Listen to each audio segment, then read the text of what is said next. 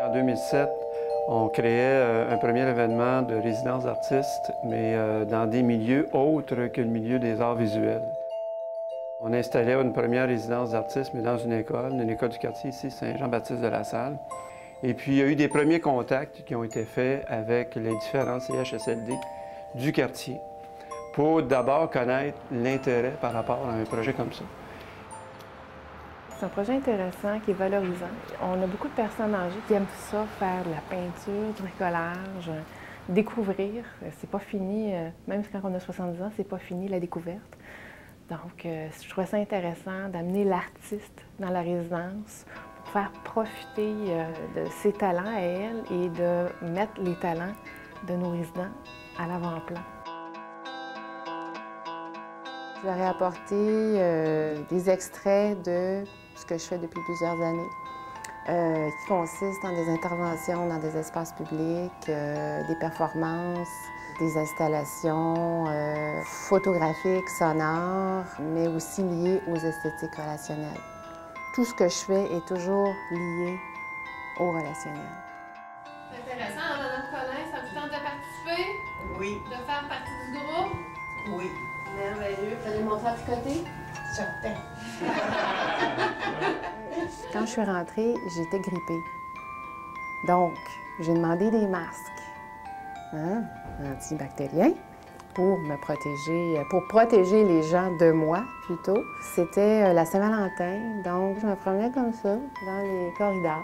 J'ai poursuivi les autres journées en continuant justement les broderies sur les masques. C'est vraiment devenu, au fond, mon matériau de prédilection.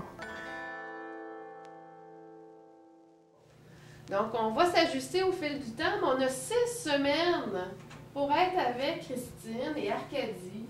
Donc, 6 semaines d'exploration. À quoi ça sert? Arcadie de la Chapelle, c'est une étudiante actuellement à l'UQAM en arts visuels. Parmi une discussion, à un certain moment donné, elle me disait qu'elle avait fait des projets en arts visuels avec des personnes atteintes d'Alzheimer. Et j'ai pensé immédiatement que cette personne-là serait la personne idéale pour pouvoir accompagner les participants dans ce processus de création. J'aimerais bien vous renseigner mieux que ça. Ah, mais vous nous renseignez sur vous. Ben oui, c'est ça l'important. Oui. C'est ce qu'on peut pas apprendre dans les livres. Vous êtes le seul. Christine, l'artiste, est toujours là. Donc, on discute ensemble beaucoup pour choisir les matériaux, choisir l'orientation aussi, comment on construit l'atelier, mais en même temps, il y a une part qui est beaucoup donnée aux résidents puis aux résidentes. Au début, c'était plus des tempêtes d'idées, c'est-à-dire qu'est-ce qui les intéresse. Puis par la suite, on fait un regard sur le travail qui a été fait précédemment dans l'atelier d'avant.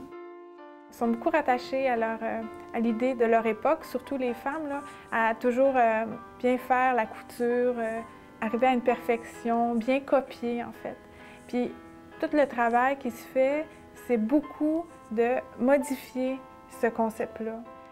Le beau, c'est pas dans le trait parfait, c'est dans le geste, c'est dans la présence qu'elles ont d'être là, tout simplement.